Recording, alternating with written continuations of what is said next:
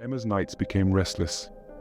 Every sound, every creak in her apartment seemed amplified, filled with potential menace. She knew she had to be careful, but her fear was balanced by a fierce determination to uncover the truth about Alex. She decided to keep her suspicions to herself while she gathered more evidence. Emma waited until Alex was at work one evening before revisiting his apartment. He had given her a spare key, a gesture she now found hauntingly ironic. She told herself it was to find more clues, but the creeping dread in her stomach made her feel like an intruder in a horror movie. The apartment was eerily quiet. Emma's footsteps echoed softly as she moved through the rooms. She went to his bedroom, eyes scanning for anything out of place. Her gaze fell upon the nightstand, a drawer slightly ajar. Inside, she found a small notebook filled with dates and locations. Her heart raced as she flipped through it, realizing it was a record of his dates with various women, including her. There were notes about each of them, details that made her skin crawl. She knew she needed to leave but couldn't stop searching for more.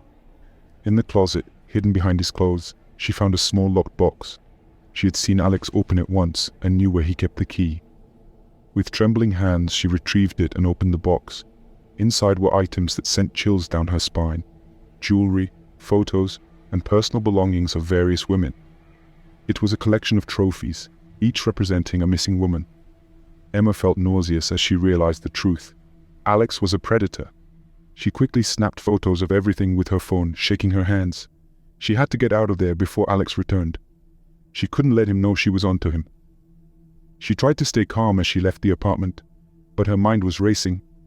She needed to go to the police. The next day, Emma went to the police station armed with the evidence she had gathered. She met with Detective Harris, a stern-looking man who listened carefully as she explained everything. He took her claims seriously, especially after seeing the photos. "We'll look into this immediately, Miss Collins," he assured her. Emma returned home, feeling a mix of relief and terror. She knew it wasn't over yet.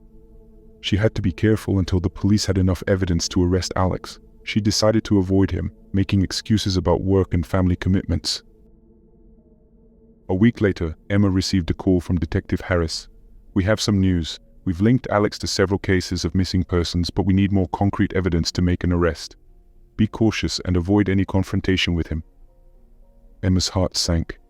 She was living in a nightmare, waiting for Alex to realize she knew his secret. She decided to stay with Sarah, her best friend, for safety. She didn't tell Sarah everything, just enough to convey that she was in danger. One night, while at Sarah's place, Emma received a text from Alex. "I miss you. Can we meet tonight?" Emma's blood ran cold. She knew she couldn't keep avoiding him without raising suspicion. She texted back, "I'm staying with a friend tonight. Can we talk tomorrow?" Emma nervously went to work the next day, constantly looking over her shoulder. She was on edge, waiting for something to happen.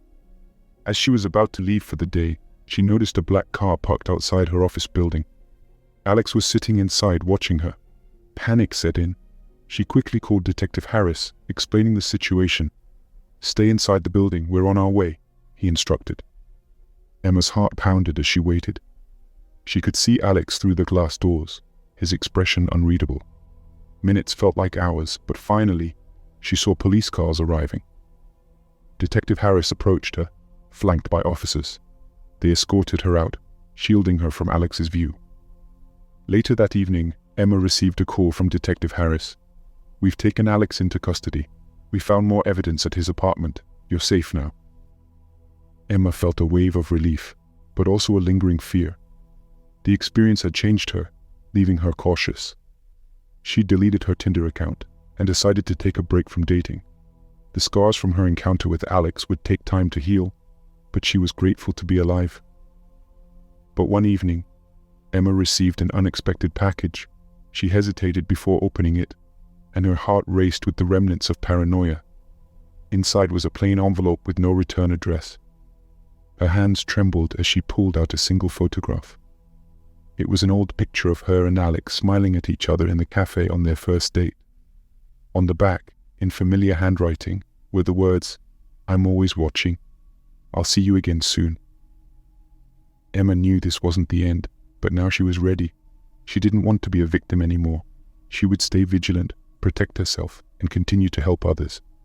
Alex's ghost would haunt her, but she would face him with determination.